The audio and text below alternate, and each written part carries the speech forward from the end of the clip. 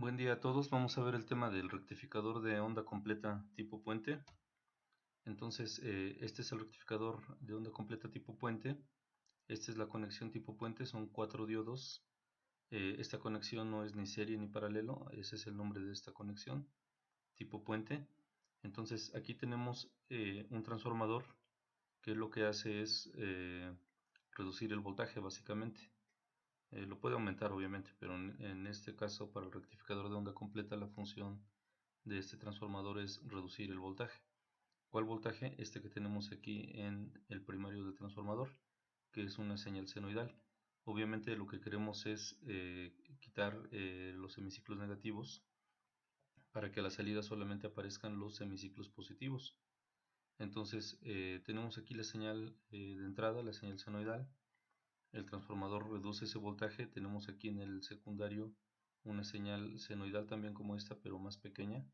¿Qué tanto más pequeña? En función de la relación de transformación o del número de vueltas de este transformador.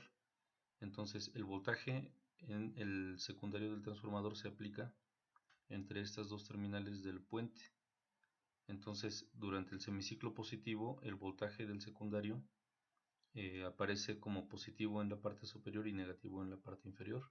Durante el semiciclo negativo que tenemos aquí abajo, la polaridad es positiva abajo y negativa arriba. Entonces, ¿cómo funciona esto? Aquí tenemos el positivo conectado en este punto y el negativo conectado en este punto.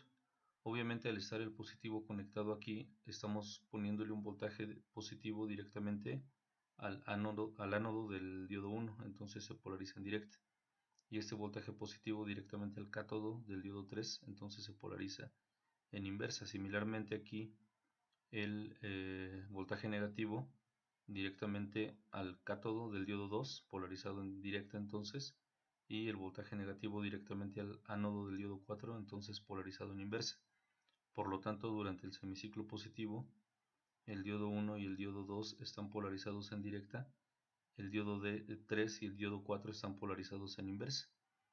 Y en este punto se conecta una resistencia de carga, que es en sí lo que queremos alimentar con un voltaje rectificado de onda completa.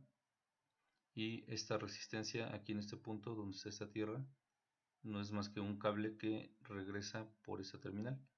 Aquí hay tierra, entonces es como si físicamente estuvieran conectados. De hecho, físicamente deben estar conectados. Entonces, ¿cómo funciona esto? La corriente sale de la terminal positiva durante el semiciclo positivo, llega a este punto, pero en este punto tiene dos opciones para circular. Una por este diodo y otro por aquí, pero como este diodo está polarizado en inversa, es un circuito abierto, no puede pasar. Se viene por aquí. Al llegar a este punto nuevamente tiene dos opciones, por aquí y por aquí. De este lado el diodo 4 está polarizado en inversa, entonces es un circuito abierto. La corriente se viene por aquí, por esta resistencia, y pasa por esta resistencia hacia abajo.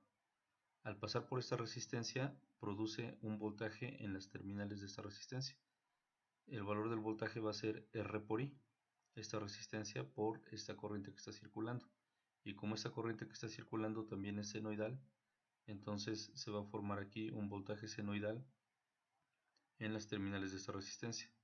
La corriente sigue circulando, entra por esta tierra, llega a este punto, hacia arriba ve circuito abierto, hacia abajo ve cortocircuito, circula, llega a este punto, hacia arriba circuito abierto, no pasa y regresa a la terminal negativa y ahí ya cumple el ciclo. Y así va a estar. ¿Qué pasa cuando viene ahora el ciclo, el semiciclo negativo de la señal de entrada? Aquí lo tenemos. Entonces ahora el voltaje positivo en el secundario del transformador está abajo y el negativo arriba.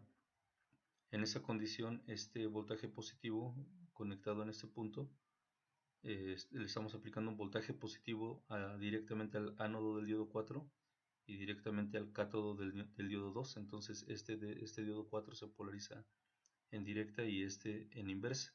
Similarmente aquí con el voltaje negativo, lo conectamos en este punto, voltaje negativo directamente al cátodo del diodo 3 polarizado en directa, directamente al ánodo del diodo 1 se polariza en inversa.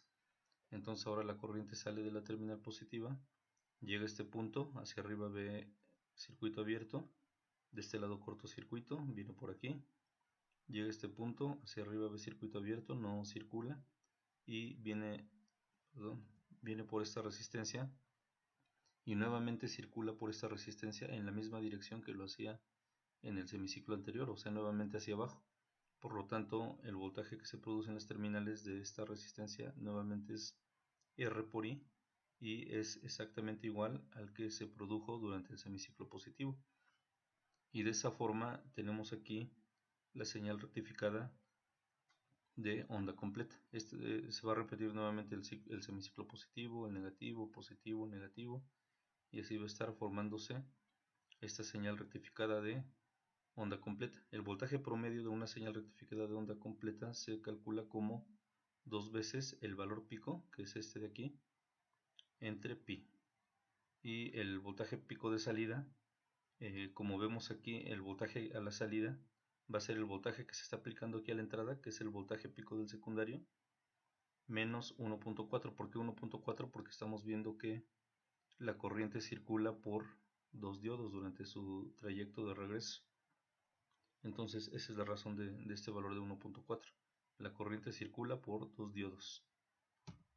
Hay otro parámetro importante que es el voltaje de pico inverso, que es el máximo valor de voltaje que soportan los diodos que están polarizados en inversa.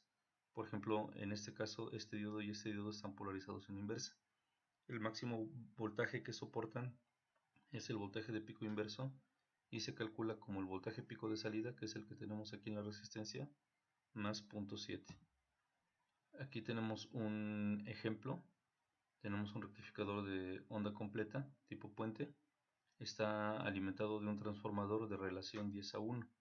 ¿Qué quiere decir? Que si aquí hay 10 volts, aquí hay 1 volt. Si aquí hay 120 volts, aquí va a haber 12 volts. Y tenemos alimentando una resistencia de carga de 10 kilo ohms. Nos piden determinar el voltaje promedio en el secundario, o sea aquí, valor promedio aquí en el secundario. Voltaje pico en el secundario, aquí mismo el valor, pero ahora el pico. El voltaje pico de salida aquí en la resistencia, qué voltaje pico tiene. Y el voltaje promedio también aquí en la resistencia, qué voltaje promedio hay a la salida. Y finalmente el voltaje de pico inverso. Entonces, el voltaje promedio en el secundario, como la relación es 10:1, si aquí tenemos 120 volts, recordemos que los valores RMS son valores promedio. Entonces, si aquí tenemos 120 volts promedio, aquí va a haber 12 volts promedio, 120 entre 10, 12 volts promedio aquí. El valor pico va a ser el valor promedio por raíz de 2 porque es una señal senoidal. Aquí en el transformador, en el secundario del transformador todavía es una señal senoidal. Entonces por raíz de 2 nos da 17 volts. Por lo tanto la señal senoidal aquí en el secundario es una señal de 12 volts promedio y 17 volts pico. Después estos 17 volts al entrar al puente se van a perder 1.4, por lo tanto aquí a la salida el voltaje pico de salida va a ser 17 menos 1.4 igual a 15.6 volts. Este es el voltaje pico aquí a la salida. Y el voltaje promedio sabemos que es 2 veces este valor pico entre pi 9.93 volts. El voltaje pico de pico inverso nos decía la formulita que es el voltaje pico de salida, que son estos 15.6 más 0.7 volts, 16.3 volts. Este es el voltaje que van a tener que soportar los diodos que se encuentran polarizados en inversa. Cada que un diodo de este puente se polariza en inversa, va a estar soportando un voltaje de 16.3 volts. Por lo tanto, al seleccionar el puente será importante considerar ese parámetro. Entonces, aquí vamos a ver en el multisim este circuito. Entonces, lo vamos a correr. Aquí tenemos conectado un osciloscopio a la salida. Y aquí vemos la señal rectificada de onda completa. Si queremos medir los valores pico promedio, le damos aquí en medir, measure, seleccionamos el canal 1 y aquí en el tipo podemos seleccionar el valor promedio que me está diciendo que es 9.8 volts o el valor pico que me está diciendo que es 15.9 volts. Difiere un poco de la teoría porque recordemos que en el multisim están los modelos completos de estos diodos. En cambio nosotros los cálculos los estamos haciendo con el modelo práctico del diodo. Esa es la razón de la diferencia.